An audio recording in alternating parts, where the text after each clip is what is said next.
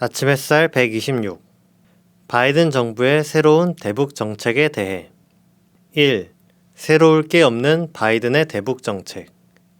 4월 30일 미국 바이든 정부가 드디어 대북 정책 개요를 공개했습니다. 바이든 정권 출범 100일 만입니다. 바이든 정부는 새 대북 정책 목표가 한반도의 완전한 비핵화라고 밝혔습니다.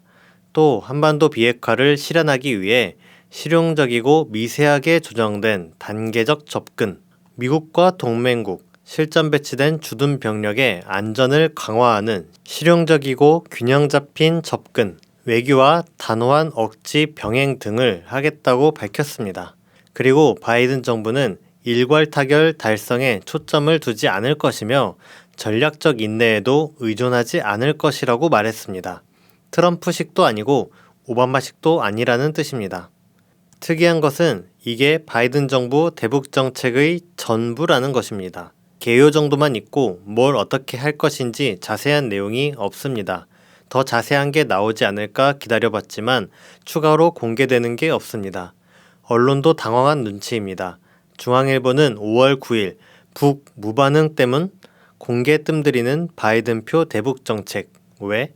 라고 보도했고 뉴스원도 같은 날 바이든 대북 정책 세부 내용 공개 왜 늦어지나?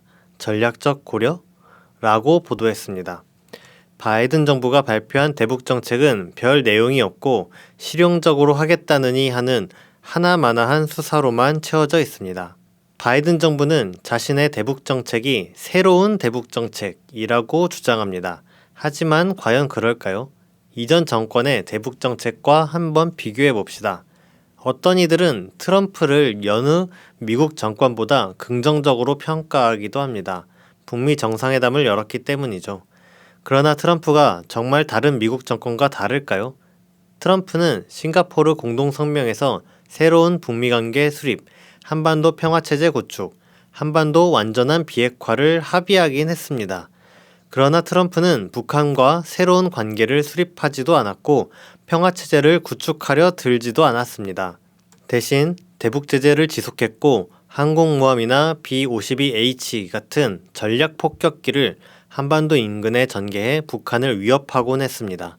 다른 미국 정권과 같이 대북 적대 정책을 계속한 것입니다. 트럼프가 북미 정상회담을 열어 싱가포르 공동성명에 합의한 건 북한과 정말로 관계 개선을 이루고 싶어서가 아니었습니다. 2017년 11월 북한이 화성 15형을 발사해 미국 전역을 핵 공격할 수 있음을 입증하자 미국은 안보 불안에 빠졌습니다.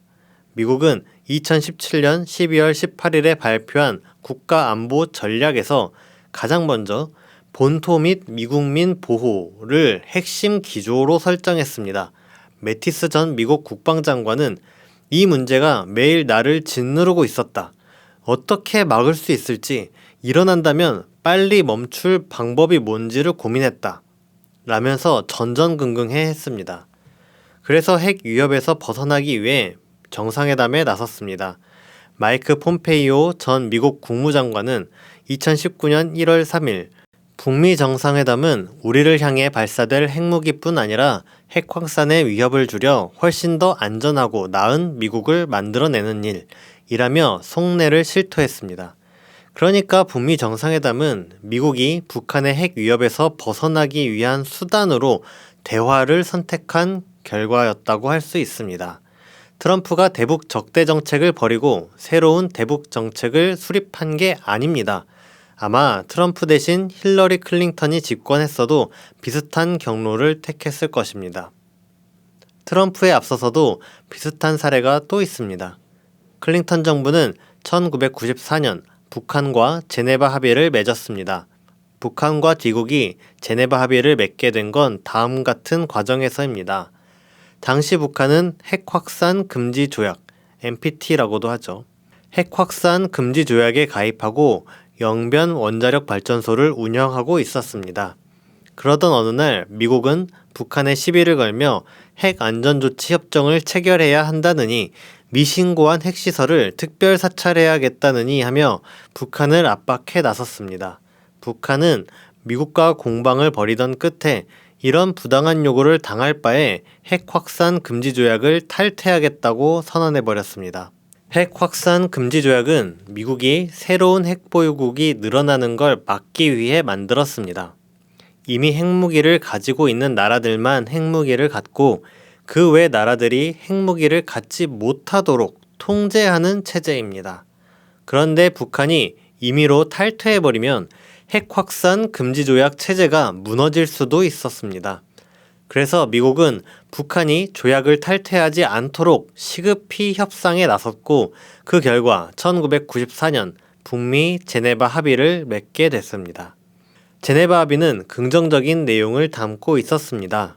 북한과 미국은 정치 경제적 관계를 완전히 정상화하기로 했습니다. 또한 미국은 북한의 핵무기를 사용하지 않는 대신 북한은 비핵화 조치를 이행하기로 했습니다. 그리고 북한이 영변 발전소를 해체하는 대신 미국이 경수로 발전소를 지어주기로 했습니다. 이 합의가 이행됐으면 좋았겠지만 미국은 제네바 합의를 이행하지 않았습니다. 2003년까지 경수로를 지어주기로 했지만 땅만 좀 파다가 끝내 경수로를 짓지 않았습니다. 결국 제네바 합의는 파기됐고 북한은 2003년 1월 NPT 탈퇴를 공식 선언했습니다. 이런 과정을 보면 클링턴 정부는 제네바 합의를 이행할 생각이 없었던 듯 보입니다. 클링턴도 대북 적대 정책을 고수했던 것입니다. 이런 관점에서 볼 때 1945년 8월 15일부터 지금까지 미국의 대북 정책은 변한 적이 없습니다. 군사적 압박, 제재, 인권을 내세운 외교적 압박, 그리고 대화. 이런 것들은 모두 대북 적대 정책으로 이런저런 방법을 돌아가면서 쓴 것일 뿐입니다. 방점을 어디에 찍느냐의 차이였지 대북 적대 정책인 건 똑같습니다. 그런 의미에서 바이든 정부 대북 정책도 적대 정책일 뿐 새로운 게 전혀 없습니다. 설령 바이든 정부가 북한과 정상회담을 하겠다고 발표해도 대북 적대 정책을 철회하지 않는 한 큰 의미가 없습니다. 미국은 정상회담 합의 사항은 안중에도 없고 북한 비핵화를 강요하거나 인권 문제를 들먹이며 대북 적대 정책을 펼 것이기 때문입니다. 2. 미국이 선택했어야 하는 대북 정책. 그러면 미국이 발표했어야 하는 대북 정책은 무엇일까요? 북한이 요구하고 북미가 합의한 것, 그리고 전 세계가 지지하는 것은 새로운 관계입니다. 북한도 미국의 적대 정책을 버리라고 요구하고 북미가 싱가포르에서 합의한 것도 전쟁 종식, 평화체제, 상호 존중 등이었습니다. 그리고 전 세계가 싱가포르 공동성명을 전폭 지지했습니다. 영역별로도 자세히 살펴볼까요? 먼저 정치 영역에서는 싱가포르 공동성명 1항에서 새로운 북미 관계를 수립해 나가자라는 내용에 맞게 기존 적대 관계를 해소하고 새로운 관계를 구축하는 방안을 제시해야 했습니다. 구체적으로는 북한과 미국은 서로 대표부를 설치하고 앞으로 수교까지 맺을 수 있도록 차근차근 발전시켜 나가는 걸 추진해 볼 수 있습니다. 1994년 제네바 합의에서도 북한과 미국은 각 수도에 연락사무소를 개설한 뒤 향후 대사급 관계로 격상시켜 나가기로 합의한 바 있습니다. 다음, 군사적으로는 전쟁을 끝내고 평화적 관계로 가야 합니다. 북한과 미국은 싱가포르 공동성명 2항에서 항구적이며 공고한 평화체제를 구축하기 위하여 공동으로 노력하자고 합의했습니다. 구체적으로는 우선 한미연합훈련을 중단해야 합니다. 이는 북미 정상회담에서 미국 대통령이 약속한 것이기도 합니다. 이를 기초로 종전선언과 평화협정 체결을 추진해 나가야 합니다. 북한과 미국은 싱가포르 공동성명에서 평화체제를 구축하기로 합의했고 북한은 판문점 선언에서 종전선언과 평화협정에 합의한 바 있습니다. 그리고 교류협력 관계를 맺어나가야 합니다. 구체적으로는 각 나라를 대표하는 급의 교향악단이 서로의 나라를 방문해 연주회를 열 수 있습니다. 남과 북도 2018년 평창 동계올림픽 이후 남과 북을 오가며 서로의 공연단이 공연했었고, 북한과 미국도 2008년에 뉴욕 필하모닉이 평양에서 공연한 적이 있습니다. 이게 바로 새로운 북미 관계를 실현하는 방법입니다. 바이든 정부가 이런 대북 정책을 발표했다면 남북미 국민과 전 세계가 열렬히 지지했을 것입니다. 이런 대북 정책은 실현 가능성도 큽니다. 미국이 이런 대북 정책을 발표한다면 북한은 받아들일 수밖에 없습니다. 만약 거부하면 북한은 대미 적대 정책을 고집해 평화를 외면한다는 비난을 피할 수가 없고 국제 무대에서 고립되게 됩니다. 사실 이 정도 정책이면 북한이 충분히 받아들일 것으로 추측됩니다. 아마 북한이 먼저 관심을 보이고 대화의 문을 두드릴지도 모릅니다. 이런 것과 비교해서 보면 이번에 바이든 정부가 발표한 대북 정책은 얼마나 구태의연합니까? 바이든의 대북 정책이란 외교와 억지를 병행하겠다는 둥 북한을 적대하겠다는 것만 드러냈을 뿐 자기가 북미 관계 개선을 위해 구체적으로 뭘 하겠다는 게 없습니다. 바이든의 대북 정책은 분석할 필요가 없을 정도로 내용이 없고 단순합니다. 바이든 대북 정책에서 꼬집을 게 있다면 완전히 속임수일 뿐이라는 점입니다. 바이든 정부가 구태의연한 대북 정책을 발표하면서도 새롭다고 포장하는 건 목적이 있습니다. 자기들은 뭔가 새롭게 해보려고 하는데 북한이 거절하고 있는 것처럼 보이게 만들려는 것입니다. 토니 블링컨 미 국무장관은 외교에 관여할 준비가 돼 있다고 말하며 지금 북미 관계가 안 되는 원인이 북한이 대화할 준비가 안 되어 있기 때문인 것처럼 말했습니다. 과거 오바마 정부가 했던 것이 딱 바이든 정부 같았습니다. 오바마는 북한과의 대화엔 응하지 않으면서 북한을 꾸준히 압박해 붕괴시키겠다는 전략적 인내 정책을 썼습니다. 그러면서도 오바마는 말로는 조건 없이 북한, 시리아, 이란, 베네수엘라 등의 지도자를 만나겠다라고 말하곤 했습니다. 많은 사람이 진보적이고 흑인인 오바마 대통령의 말을 듣고선 전임 대통령들과는 다를 것이라며 기대했습니다. 책 한국 전쟁의 기원의 저자인 브루스 커밍스도 오바마는 매우 현명한 외교 정책을 추진할 것이라며 북미 관계가 큰 폭으로 전진할 것이라며 기대했습니다.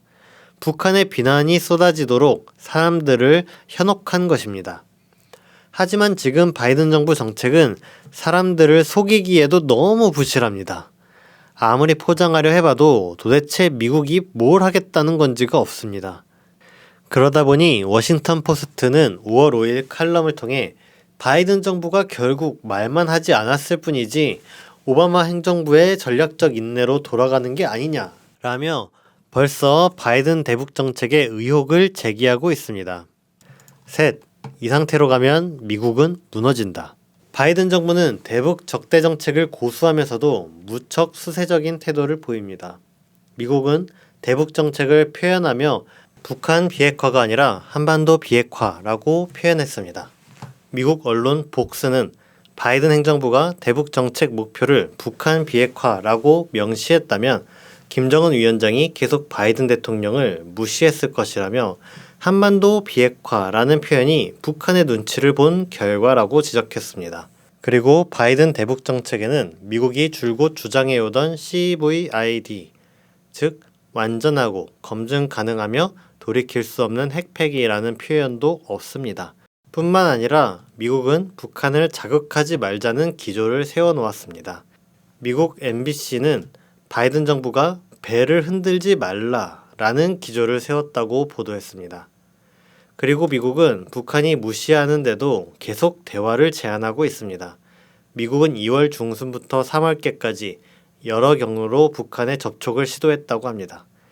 이에 최선희 외무성 제1부상은 미국의 대북 적대시 정책이 철회되지 않는 한 그 어떤 북미 접촉이나 대화도 이루어질 수 없다는 입장을 밝혔으며 따라서 우리는 앞으로도 계속 이러한 미국의 접촉 시도를 무시할 것이라고 대놓고 모욕했습니다. 그런데도 바이든 정부는 대북 정책을 설명하겠다면서 최근 또다시 북한의 접촉을 시도했다고 합니다. 블링컨 국무장관은 5월 3일 북한이 외교적인 교류의 기회를 잡고 한반도의 완전한 비핵화 방법을 살펴볼 수 있기를 희망합니다. 라며 대화를 요청했습니다.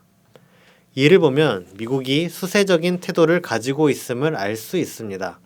미국이 북한의 우위에 섰으면 앞으로 북한을 상대로 어떻게 하겠다는 구체적인 행동을 발표했을 것입니다. 하지만 미국은 북한이 대화를 받아주기만을 바라며 저자세를 보였습니다. 바이든 정부는 대북 적대 정책을 포기하진 않으면서도 북한을 자극하지 않기 위해 수세적이고 조심스러운 태도를 보입니다. 적극적으로 싸우는 것도 아니고 관계 개선을 하는 것도 아닌 어정쩡한 상태입니다. 이런 어정쩡한 상태는 미국에 해롭습니다. 미국은 평범한 나라와는 다릅니다. 미국은 초강대국으로 군림하여 힘으로 다른 나라를 약탈해온 제국주의 나라입니다.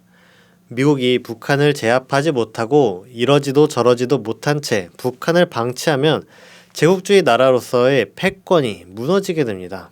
바이든 정부는 자신이 강경책을 꺼내면 북한도 강경책을 꺼내들까봐 두려워합니다. 그렇다고 대화를 하자니 평화협정 체결 같은 북한의 요구를 들어주기는 싫죠. 최선의 선택지는 북한의 요구를 들어주지는 않으면서 형식적인 대화만 계속 이어나가는 건데 그건 북한이 거부합니다. 그러면 미국이 할 수 있는 게 없죠. 고작해서 인권을 들먹이며 북한을 비난하는 것, 한국 탈북자 단체를 부추겨 대북전단을 날리는 것 정도입니다. 미 전략국제문제연구소는 오차 아미티지 나이 보고서 2020년의 미일 동맹에서 북한의 비핵화가 장기적인 목표이긴 하지만 단기적으로는 비현실적이라는 점을 분명히 해야 한다 라고 지적했습니다. 애덤 스미스 미 하원 군사위원장은 쉬운 해법은 없다. 지금 우리가 할 수 있는 최선은 북한의 위협을 억제하는 것이라고 말했습니다. 해법이 없다면 미국은 앞으로도 이렇게 어정쩡한 상태를 유지하는 것밖에 할 수 없는데 세상에 이런 제국, 이런 패권 국가도 있습니까?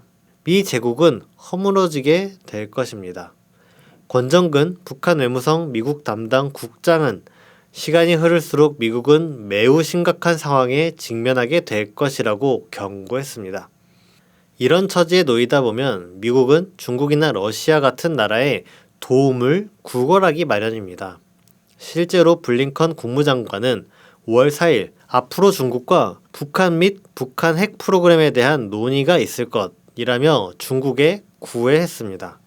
그런데 지금 미국과 중국은 대결 중이잖아요. 미국은 각종 경제 전쟁을 하는 판에 무슨 염치로 중국에 도와달라고 합니까? 미국이 중국에 도와달라고 부탁하려면 중국에 무언가를 내줘야 하겠죠. 그러면 미국은 지금 쿼드 등을 통해 중국을 포위하고 압박하려는 동북아시아 정책을 펴고 있는데 이 중국 포위망에 큰 구멍이 뚫리게 됩니다. 즉, 북한을 압박하기 위해 중국에 손을 내밀면 중국 포위망이 풀리고 중국 포위망을 유지하기 위해서 북한을 내버려두면 미국의 패권이 몰락합니다. 이것마저 이도저도 못하는 상황입니다. 이렇게 보면 미국의 앞날은 밝지가 않습니다. 미국은 완전히 사면초가 신세입니다. 반면 북한은 미국의 제재를 받고 있지만 사실 지금까지 계속 제재 속에서 살아왔습니다. 1990년대 사회주의 나라들이 붕괴하면서 든든한 우방국들이 숱하게 무너졌고 2005년 북한이 핵무장을 하면서 중국과 러시아와의 관계도 좋지 않았습니다. 하지만 2018년 북미 정상회담 이후 중국, 베트남, 러시아 등과 관계를 개선해 이젠 상당히 밀착된 관계를 맺었습니다. 국제 환경이 과거보다 더 나아진 것이죠. 북한으로선 시간이 갈수록 상황이 더 좋아지면 좋아졌지 나빠질 것은 없습니다. 게다가 북한 내부 경제도 점점 발전하고 있다고 합니다. 그러다 보니 이제 세계인의 관심사는 미국이 북한을 어떻게 압박하고 이끌어내느냐가 아닙니다. 반대로 북한이 미국을 얼마나 위협하게 될지에 관심을 두고 있습니다. 북한이 과연 언제 대륙간 탄도미사일을 발사할지, 핵실험을 재개하지는 않을지 이목이 집중되고 있습니다.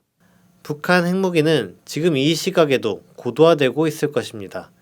존 볼턴 전 백악관 국가안보보좌관은 어느 순간에 북한이 자신들의 성능 개선 필요에 따라서 추가 ICBM 시험을 한다고 하더라도 전혀 놀라지 않을 것이다. 시간은 항상 핵을 확산시키려는 사람들 편이다. 라고 주장했습니다. 그리고 미국의 위협이 되는 건 북한의 핵과 대륙간 탄도 미사일만이 아닙니다. 북한은 8차 당대회에서 극초음속 미사일, 핵 잠수함과 잠수함 발사 탄도미사일을 만들겠다고 공개 선언했습니다. 반면 미국은 북한을 위협할 수 있는 게 없습니다. 미국은 북한을 위협하기 위해 핵 잠수함이나 B-52 전략 폭격기를 한반도 주변에 전개하곤 했는데 그런 행동을 반복해봤자 과거와 별반 다를 게 없습니다. 이처럼 북한은 점점 할 수 있는 게 많아지는데 미국은 할 수 있는 게 없습니다. 그래서 미국에선 북한이 가장 큰 위협이라며 비명을 지릅니다. 바이든 대통령도 북한이 가장 큰 대외 정책의 위협이라고 꼽았고 오스틴 국방장관도 북한은 전례 없는 위협이라고 말하며 미 외교협회도 북한이 올해 미국의 가장 큰 위협이라고 짚었습니다. 최근 바이든 정부가 발표한 대북 정책 중에도 미국과 미국의 동맹국, 미국 병사들의 안전을 지켜야 한다는 내용이 들어 있습니다. 미국은 지금 자기 자신의 안전도 보장하지 못하는 위태로운 상황에 놓여 있습니다. 이런 상황에서 올해 8월이 사람들의 관심을 끌고 있습니다. 이번 8월에 만약 한미연합 훈련이 진행되면 북한이 강력히 대응해 실제 전쟁 위기로 갈 수도 있다는 분석이 나옵니다. 그렇게 되면 올 8월엔 최대 위기가 찾아오게 될 것입니다. 앞으로 어떻게 상황이 전개될지 긴장하며 주시하게 됩니다. 오늘 아침 햇살은 여기까지 하도록 하겠습니다. 감사합니다.